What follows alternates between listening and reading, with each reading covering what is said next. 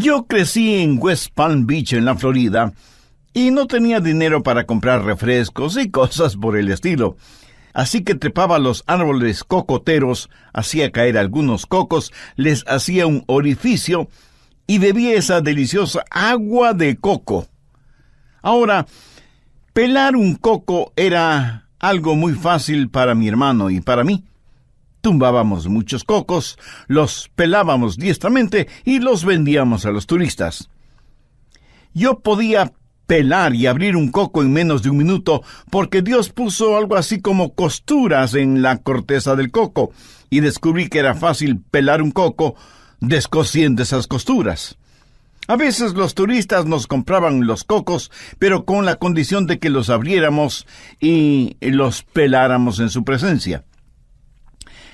Los que no saben abrir cocos usan serruchos, martillos, destornilladores y quién sabe cuántas otras herramientas y no logran abrir un coco. Esto es un símil de lo que muchos hacen con la Biblia. Tratan de abrirla usando las herramientas que no deben usar. Quieren saber el contenido de Apocalipsis sin saber en dónde están las costuras que al descoserlas revelarán el contenido de la palabra de Dios.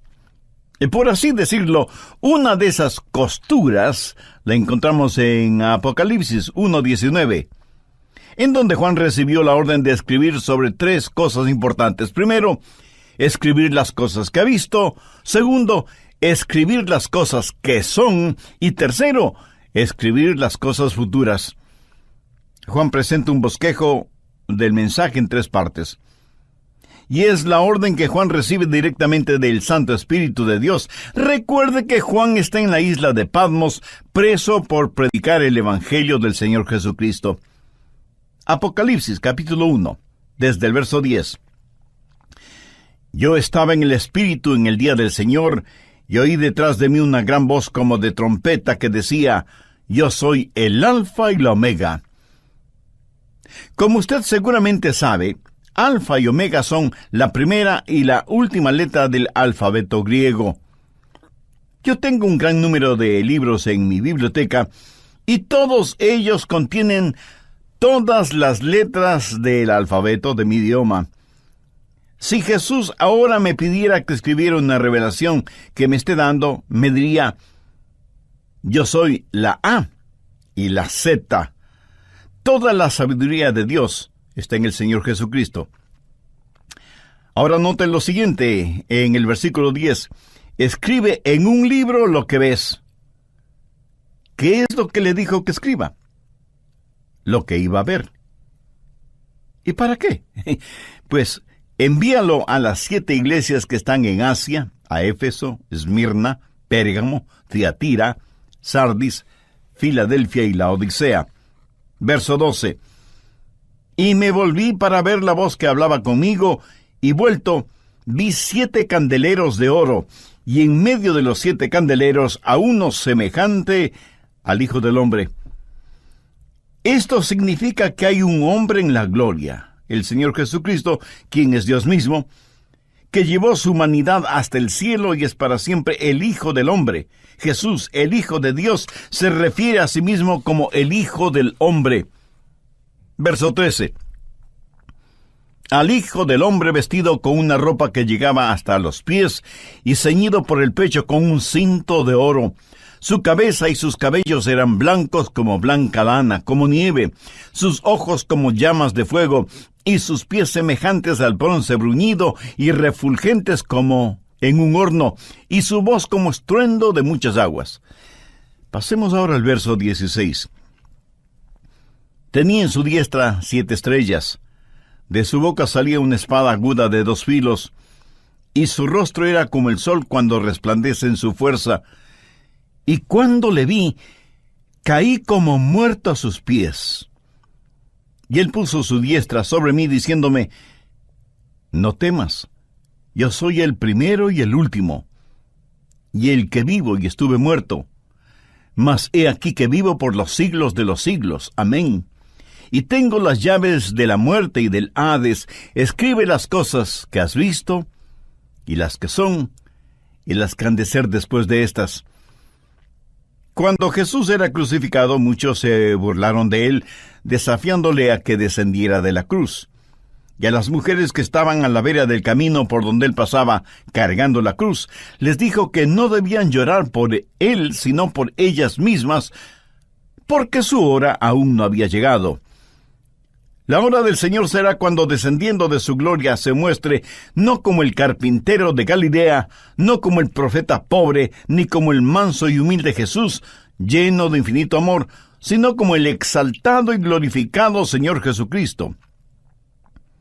Con su pelo blanco como la nieve, debido a su santidad, sus ojos como llamas de fuego, sus pies como bronce bruñido, y el bronce es emblema y símbolo de juicio. Su voz como rugientes cataratas no admite argumentos ni discusión. Esa es la primera división del libro de Apocalipsis. En la segunda división, o sea, las cosas que son, básicamente son los mensajes 2 y 3. Las llamamos la época de la iglesia y veremos los mensajes a 7 iglesias. Los números para los judíos son más que matemáticas y ciencia, son filosofía, religión, espiritualidad, con profundo significado espiritual. Había 7 iglesias en Asia Menor que literalmente existieron. Pero siendo que son 7, sabemos que hay un simbolismo en esto. Habla de las iglesias de todos los tiempos. La era de la iglesia comenzó en Pentecostés y sigue vigente en nuestros días. Y estamos viviendo en la segunda división que tiene que ver con las cosas que son. Apocalipsis 2:4. Dios le dice a la iglesia en Éfeso: pero tengo contra ti que has dejado tu primer amor.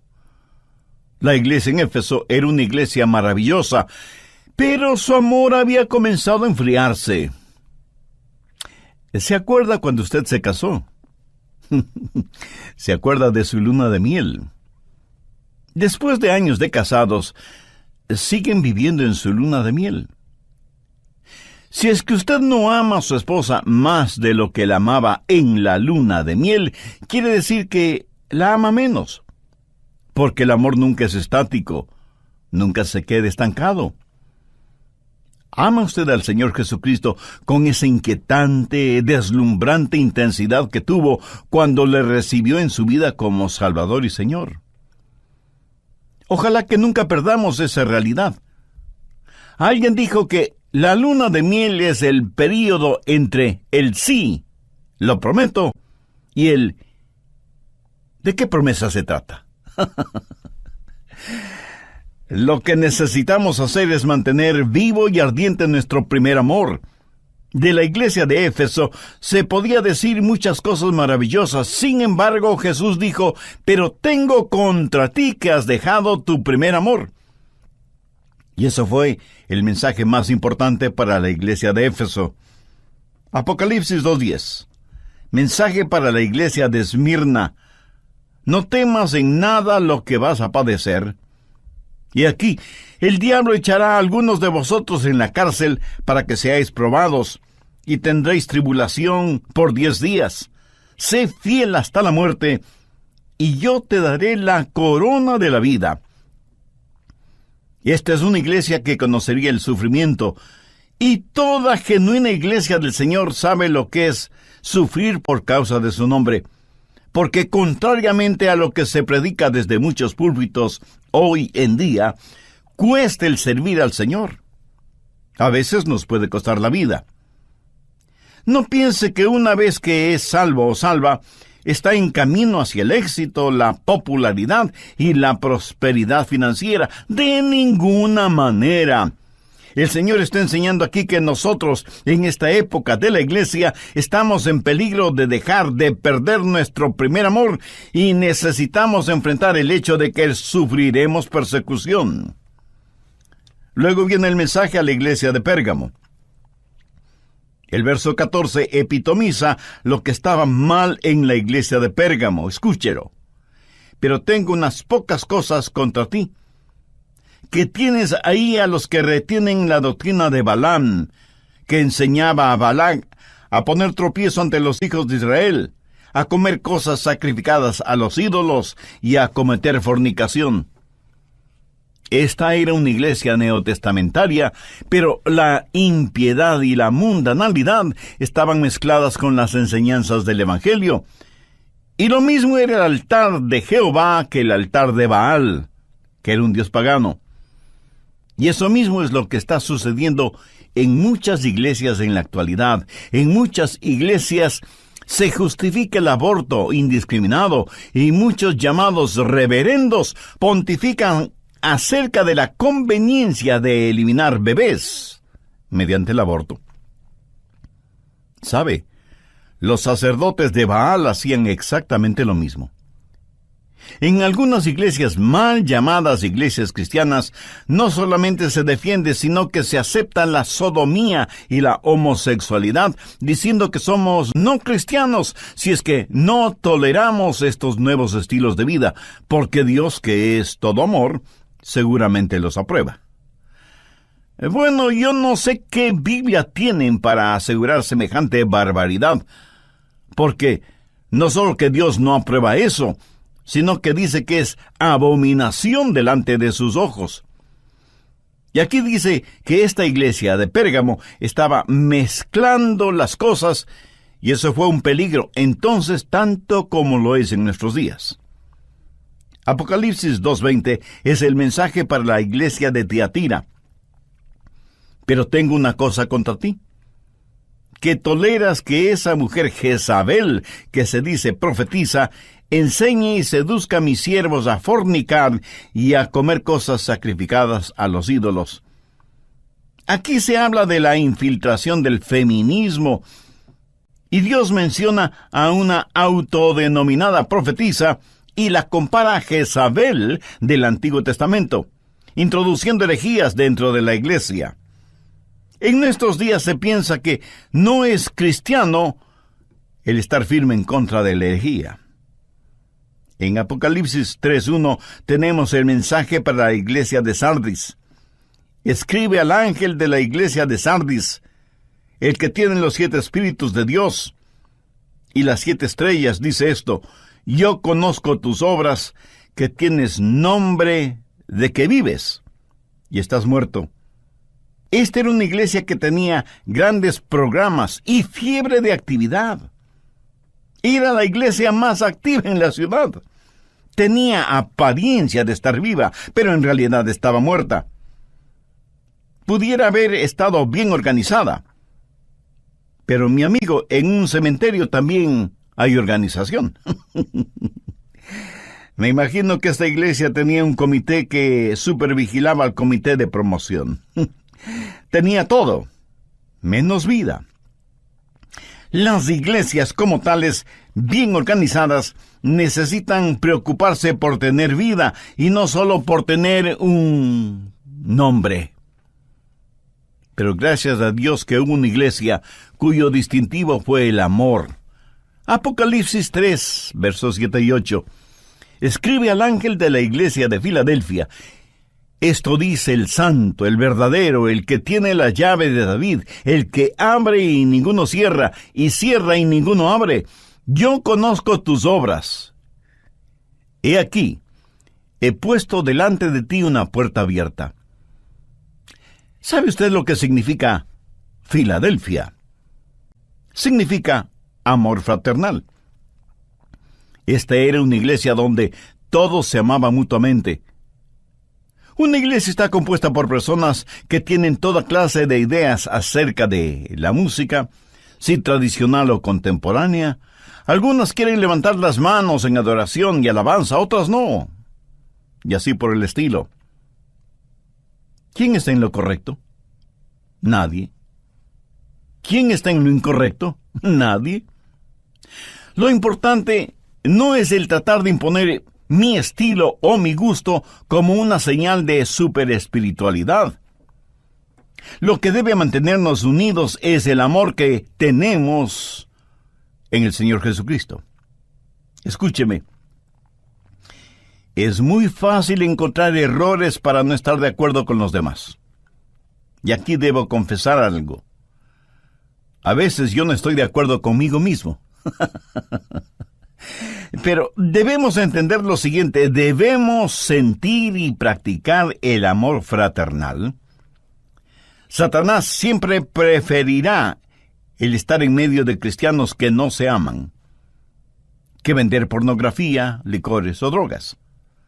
Dios le dijo a la iglesia en Filadelfia: he puesto delante de ti una puerta abierta, la cual nadie puede cerrar. El último mensaje es para la iglesia en la Odisea. Apocalipsis 3, versos 15 y 16. Yo conozco tus obras, que ni eres frío ni caliente. Ojalá fueses frío o caliente. Pero por cuanto eres tibio, y no frío ni caliente, te vomitaré de mi boca. Qué triste retrato de la iglesia de la Odisea. Tolerante de todo, acomodaticia. Demasiado buenos para ser malos, demasiado malos para ser buenos. Jesús dice que preferiría que fuesen o bien fríos o bien calientes, pero no tibios. Sabe que lo más difícil de vencer son los cristianos tibios. Si las iglesias tuvieran menos miembros, pero todos ellos en fuego por Jesús, se podría hacer mucho más que con un ejército de miembros tibios. Y cuando Jesús dice: pero por cuanto eres tibio y no frío ni caliente, te vomitaré de mi boca, en español común y corriente quiere decir: tu comportamiento me enferma hasta el punto de querer vomitar. ¿Cuál es su comportamiento frente a Jesús? ¿Tiene una relación personal con Él? Si no la tiene, ¿por qué no hace esa decisión ahora mismo? Converse con Dios este mismo momento y dígale: querido Dios, confieso que no me he interesado en las cosas tuyas. He sido más bien tibio en mi relación contigo, pero no quiero seguir siéndolo. Señor Jesús, sé que moriste en la cruz para perdonar mis pecados, y este momento, por fe, deposito toda mi confianza en ti. Ven a morar en mi corazón como mi Salvador y mi Señor. Hazme la clase de persona que tú quieres que sea. Lo pido en tu santo nombre. Amén. Si usted hizo esa decisión por Cristo, la paz y el perdón de Dios serán una realidad en su vida. ¿Tendría la amabilidad de escribirnos contándonos acerca de su decisión? Su carta no solo que será de bendición y ánimo para nosotros y nuestro Ministerio de Estudios Bíblicos Radiales, sino que también nos dará la oportunidad de orar por usted y su nueva vida como creyente en el Señor Jesucristo. Es un placer poner a su disposición en CD un panorama de Apocalipsis. Adquiera su copia en nuestra página elamorquevale.org o sírvase llamarnos dentro de los Estados Unidos al 1-800-647-9400. Repito, 1-800-647-9400. Asimismo, este mensaje, un panorama de Apocalipsis, puede descargarse en MP3 por un módico precio. Un panorama de Apocalipsis es parte de la serie de 8 mensajes Recordando el Mañana. Encontrará la serie completa Recordando el Mañana en elamorquevale.org o llámenos dentro de los Estados Unidos al 1-800-647-9400. Nuevamente, 1-800-647-9400. Y nuestra dirección, El Amor que Vale, P.O. Box 38400, Memphis, Tennessee, 38183, Estados Unidos. Contáctenos y adquiérala hoy en oferta especial. Deseamos expresarle nuestra más sincera gratitud, primero por su fiel sintonía y segundo, por sus oraciones y el apoyo financiero que nos brindan. Pues, escuche. Flavia de Argentina dice: Les agradezco su programación, que es de mucha ayuda para una mujer como yo. Gracias a su programación, volví al camino del Señor, y hoy ya no estoy sola, ahora tengo a Jesús. Gloria a Dios. Ore y pregúntele a Dios cómo usted podría contribuir para continuar proclamando en su comunidad que Jesucristo es el amor que vale. Al enviar su aporte económico, en agradecimiento, deseamos enviarle el folleto El Consuelo de su Venida. Llámenos al 1-800-647-9400. Repito, 1-800-647-9400. Solicite el folleto El Consuelo de su Venida al enviar su donativo a El Amor que Vale, P.O.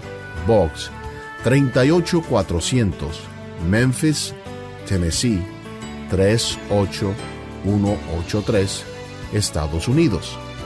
O visite elamorquevale.org. Soy Andrés García Vigio y ha sido un placer estar con usted hoy. Aprovechamos para agradecer a Maritza Edmiston y Lenín de Llanón por la producción de esta enseñanza. Oramos que las enseñanzas claras y prácticas del pastor Adrian Rogers le ayuden a conocer el amor de Cristo más profundamente y que usted crezca y que se acerque aún más a Él a través de lo que Dios revela a su corazón y saber que Jesús es, en verdad, el amor que vale. ¿Qué sabe usted del anticristo? En Apocalipsis, los versos 15 y 16, en relación con la iglesia de la Odisea, Jesús dijo: yo conozco tus obras, que ni eres frío ni caliente. Ojalá fueses frío o caliente, pero por cuanto eres tibio y no frío ni caliente, te vomitaré de mi boca. ¿Por qué un creyente tibio provoca esa reacción de parte de Jesús? Al respecto, un gran hombre de Dios, Campbell Morgan, dijo lo siguiente: la tibieza espiritual es la peor forma de blasfemia. ¿Qué le parece? Un hombre que está en fuego por Jesús dice: Señor, yo no quiero perder mi primer amor. Un hombre espiritualmente frío dirá: no creo en ti. De hecho, te desprecio porque eres un falso profeta, un impostor. Jesús, no quiero saber nada de ti. Pero un hombre espiritualmente tibio dirá: bueno, creo en ti, Jesús, pero no me entusiasmas. Y no veo como nada espiritual, y no veo como nada especial que hayas muerto en la cruz. Muchísimos otros hombres han muerto crucificados. Una cordial bienvenida a todos ustedes, amigos y amigas, a este su programa El Amor que Vale. El doctor Adrian Rogers, en la voz del pastor Lenín de Llanón, concluye su mensaje: el comienzo del final. Las 7 iglesias de Asia Menor y mencionadas en Apocalipsis 1:11 son representativas de las iglesias de todos los tiempos, desde Pentecostés hasta nuestros días. Por lo tanto, estamos viviendo las cosas que son. Y esta es la segunda división del libro de Apocalipsis. La tercera división tiene que ver con las cosas que han de ser después de estas, y estas comienzan en Apocalipsis 4:1. Después de esto miré, y he aquí una puerta abierta en el cielo, y la primera voz que oí como de trompeta, hablando conmigo, dijo: sube acá, y yo te mostraré las cosas que sucederán después de estas. Desde el capítulo 4 hasta el final de Apocalipsis, ya no se mencionará a la iglesia nombrada repetidamente en los 3 primeros capítulos. Recuerde lo que dice Juan: después de estas cosas oí una voz como de trompeta. La Biblia dice que al sonido de la trompeta van a suceder cosas interesantes. Busque 1 Corintios 15:52.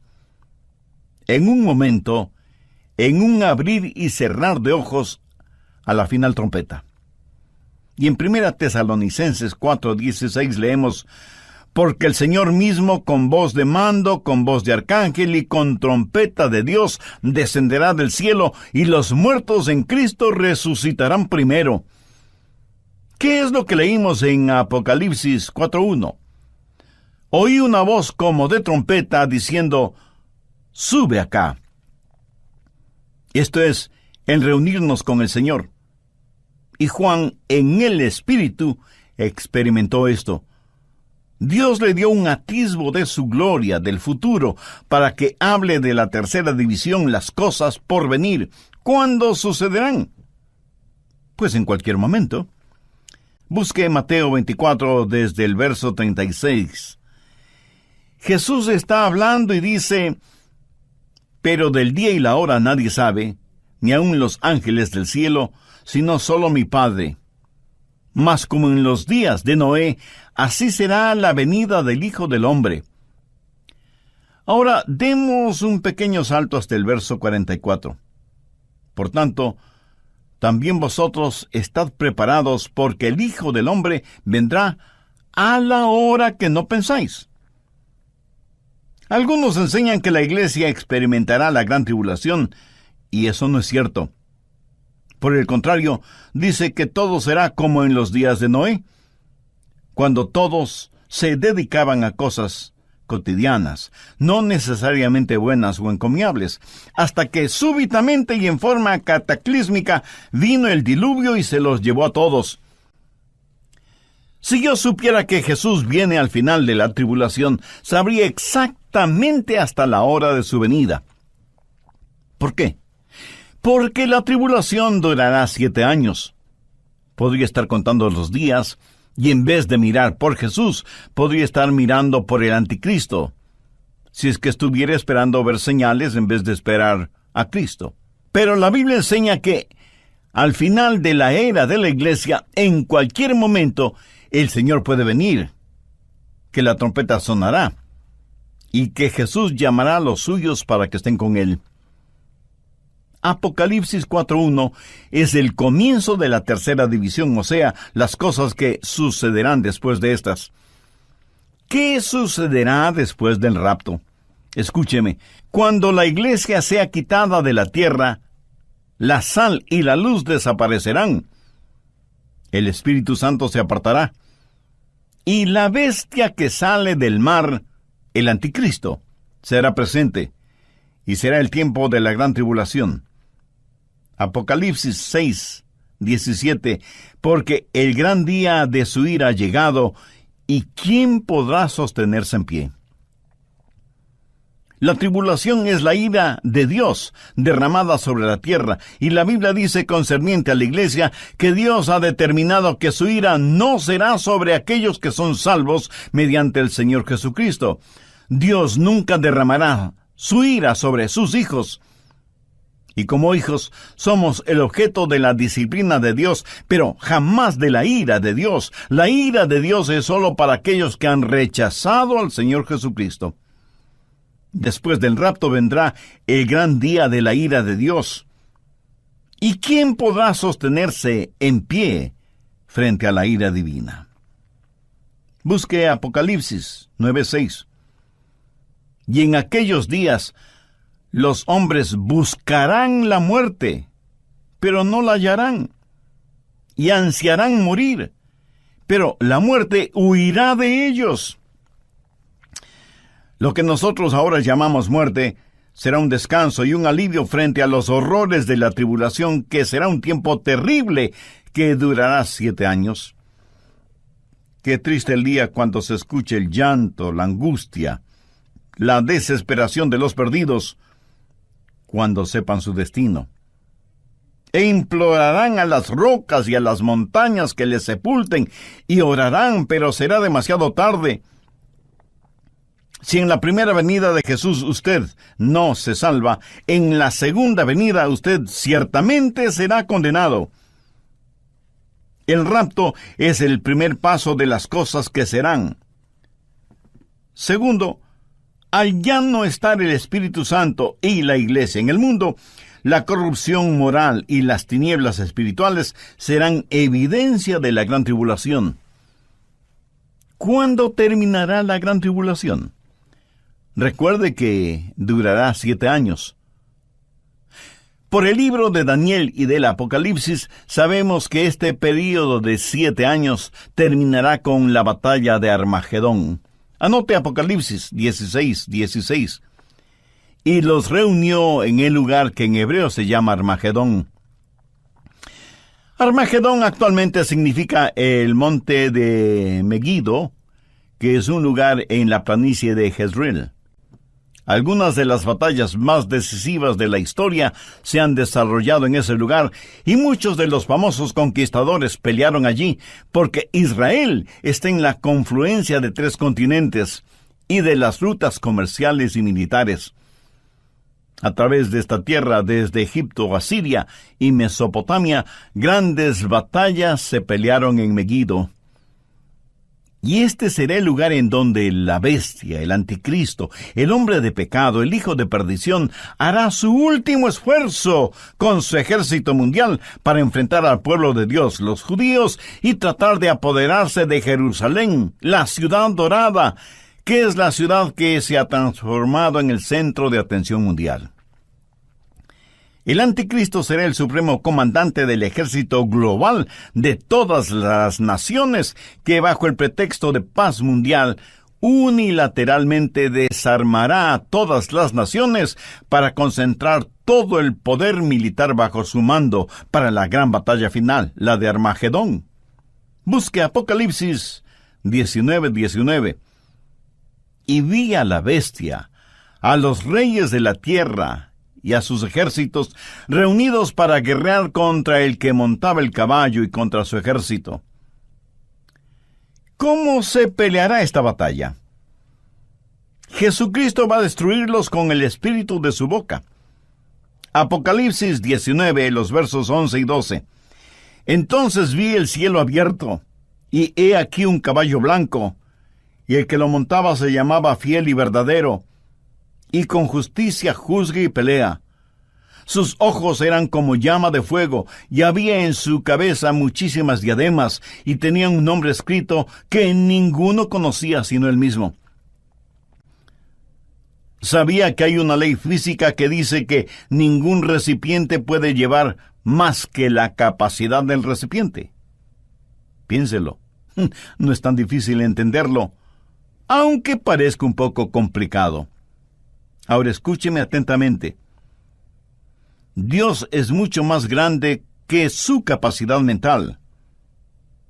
Y estoy muy agradecido a Dios de que Él sea así. De otra manera, yo no tendría ninguna confianza en un Dios al que pueda entender o controlar.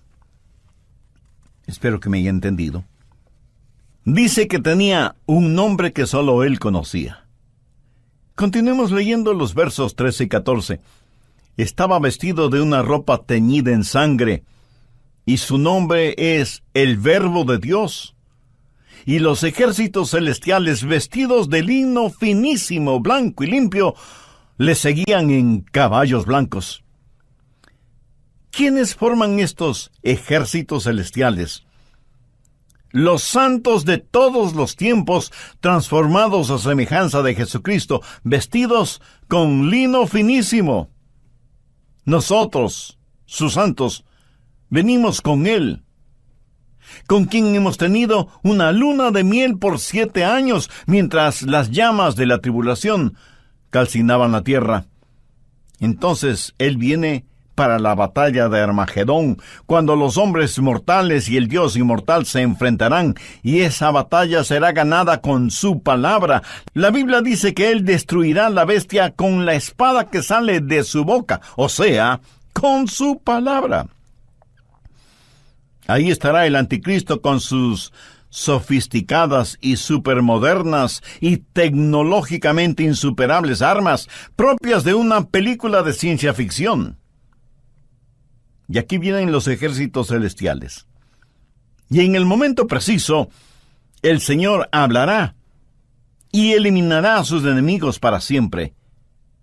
La Biblia dice en Hebreos 4:12, porque la palabra de Dios es viva y eficaz y más cortante que toda espada de 2 filos. ¿Cuáles son las cosas que hemos visto? A Cristo glorificado. ¿Cuáles son las cosas que son? La era de la iglesia, ¿Cuáles son las cosas que serán? Primero, el rapto, luego la tribulación, después la batalla de Armagedón. ¿Qué sucederá después del Armagedón? El milenio, o sea, el reino de Dios en la tierra por 1000 años. Busque, por favor, Apocalipsis 26. Bienaventurado y santo el que tiene parte en la primera resurrección. La segunda muerte no tiene potestad sobre estos, sino que serán sacerdotes de Dios y de Cristo, y reinarán con él 1000 años. Seguramente alguien me preguntará, Pastor Rogers, ¿cree que aquí se está hablando en términos espirituales? ¿O es algo literal o solo simbólico? Yo creo que tiene que ser literal. ¿Qué es lo que Jesús nos enseñó a orar? Padre nuestro que estás en los cielos, santificado sea tu nombre, venga tu reino, hágase tu voluntad como en el cielo, así también en la tierra.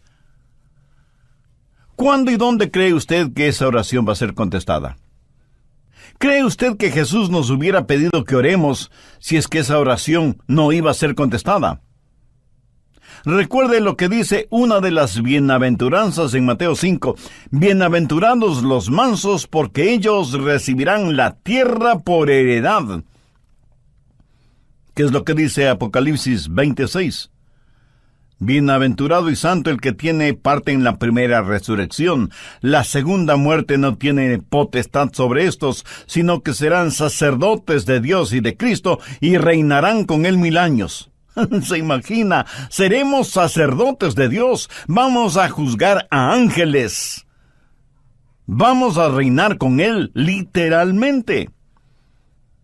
Y la tierra florecerá como una rosa. El león y el cordero apacentarán juntos, y toda la tierra estará llena del conocimiento de la gloria del Señor, como las aguas cubren la mar. Los hombres transformarán sus espadas en arados, sus lanzas en podadoras, y ya no habrá más guerra entre las naciones. 1000 años de genuina, de verdadera paz. ¿Cuándo comenzará el milenio? Han transcurrido un poco más de 6000 años de historia humana, y estamos a la puerta de un 7º milenio. No necesariamente de acuerdo a los calendarios humanos, sino de acuerdo al calendario de Dios. Y no debemos perder el tiempo poniendo fechas para estos acontecimientos, pero sí debemos estar preparados porque ya vemos algunas señales. Por ejemplo, la situación mundial empeora cada día. Parece que ya hemos llegado al fondo de la depravación, de la blasfemia, de la arrogancia, de la incredulidad. Señales de los tiempos. El Señor viene pronto. Busque Apocalipsis 20, los versos del 11 al 15. Y vi un gran trono blanco y al que estaba sentado en él, delante del cual huyeron la tierra y el cielo, y ningún lugar se encontró para ellos. Y vi a los muertos grandes y pequeños de pie ante Dios, y los libros fueron abiertos. Y otro libro fue abierto, el cual es el libro de la vida. Y fueron juzgados los muertos por las cosas que estaban escritas en los libros según sus obras. Y el mar entregó los muertos que había en él, y la muerte y el Hades entregaron los muertos que había en ellos, y fueron juzgados cada uno según sus obras. Y la muerte y el Hades fueron lanzados al lago de fuego. Esta es la segunda muerte. Y el que no se halló inscrito en el libro de la vida fue lanzado al lago de fuego. ¿Por qué Dios no juzga a los seres humanos tan pronto mueren? ¿Por qué esperar hasta después del milenio para juzgarlos? Porque sus obras no han madurado completamente. Tome, por ejemplo, al fundador de ese imperio de placer sexual conocido como Playboy. ¿Se puede imaginar cuántas mentes ha envenenado? ¿Cuántos hogares ha destrozado? ¿Cuántos hombres y mujeres han sido guiados hacia una vida de depravación sexual bajo el estandarte de la revolución sexual? Un día ese hombre morirá. Pero aquellos a quienes corrompió, corromperán a otros, que a su vez corromperán a otros, que a su vez corromperán a otros, y así ad infinitum. Los crímenes de ese señor contra la humanidad están ganando intereses. Dios no juzgará a nadie mientras no haya puesto el último punto en la última página del libro de la historia de cada uno. Y esos libros no se han terminado de escribir todavía.